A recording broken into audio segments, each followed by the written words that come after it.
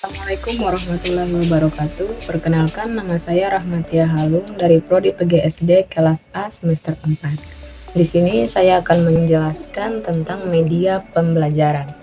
Sebelum kita lanjut pada pembahasannya, kita tahu dulu media. Media dalam arti sempit berarti komponen bahan dan komponen alat dalam sistem pembelajaran. Dalam arti luas, media berarti pemanfaatan secara maksimum semua komponen sistem dan sumber belajar untuk mencapai tujuan pembelajaran tertentu. Istilah pembelajaran atau pengajaran adalah upaya untuk membelajarkan pelajar. Membelajarkan berarti usaha membuat seseorang belajar. Dalam upaya pembelajaran terjadi komunikasi antara siswa dengan guru, sehingga proses pembelajaran seperti ini adalah sebagai bagian proses komunikasi antara pembelajar dan pelajar.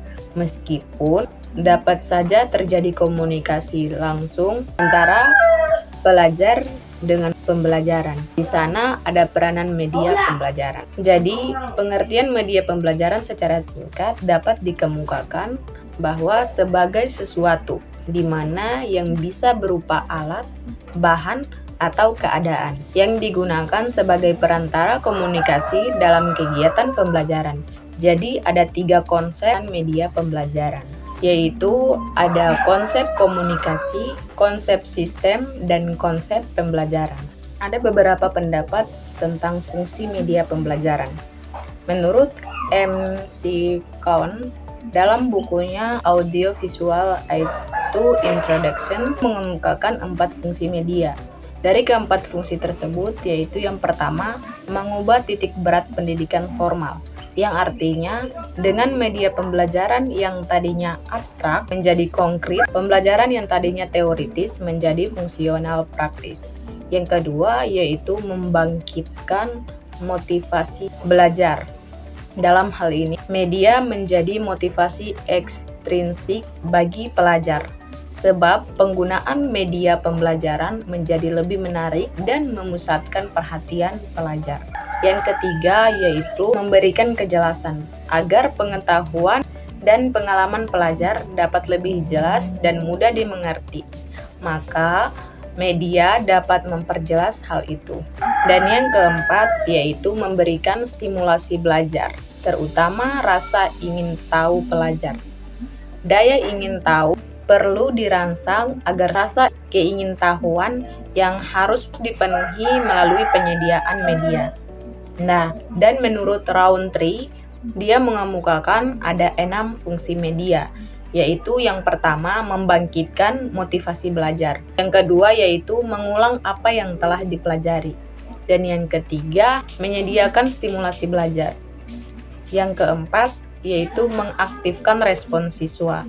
Yang kelima yaitu memberikan umpan balik dengan segera. Dan yang keenam yaitu menggalakkan latihan yang serasi. Secara umum terdapat 3 hambatan dalam proses penyampaian pesan, yaitu yang pertama hambatan psikologis, yang kedua hambatan kultural, yang ketiga hambatan lingkungan.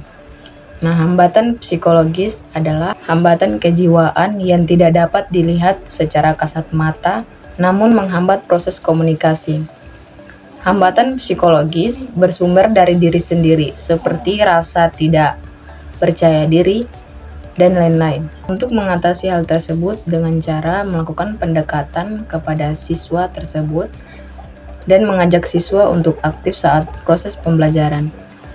Hambatan kultural yang terjadi karena adanya perbedaan adat istiadat, norma-norma sosial, kepercayaan, dan nilai-nilai panutan. Hambatan lingkungan yaitu hambatan yang ditimbulkan oleh situasi dan kondisi keadaan sekitar. Misalnya, pembelajaran di tempat yang sejuk dan nyaman tentu akan berbeda dengan pembelajaran di tempat yang panas dan bising. Kita masuk pada peranan media pembelajaran. Pada saat mengajar, para guru sering dihadapkan pada persoalan-persoalan yang berkaitan dengan bagaimana cara mempermudah belajar peserta didik. Guru atau instruktur perlu memberi kemudahan atau fasilitasi dalam menyampaikan informasi. Dan sebaliknya, peserta didik yang memperoleh kemudahan dalam menerima informasi akan belajar lebih bergairah dan termotivasi dalam usaha membantu peserta didik untuk memperoleh kemudahan belajarnya. Nah, dan proses pembelajaran merupakan kegiatan penyampaian pesan dari sumber pesan atau komunikator kepada penerima pesan atau komunikan. Pesan berupa materi ajar yang dituangkan oleh guru dalam simbol proses pembelajaran merupakan kegiatan simbol komunikasi dalam bentuk verbal, di mana kata-kata dalam bentuk verbal yaitu kata-kata lisan ataupun tertulis, maupun simbol-simbol nonverbal atau visual. Proses penuangan pesan ke dalam simbol-simbol komunikasi itu dinamakan encoding, dan penerima pesan akan menafsirkan simbol-simbol komunikasi tersebut. Proses penafsiran simbol-simbol komunikasi yang mengandung pesan-pesan tersebut dinamakan decoding. Baik, sekian penjelasan yang dapat saya sampaikan. Saya ucapkan terima kasih. Assalamualaikum warahmatullahi wabarakatuh.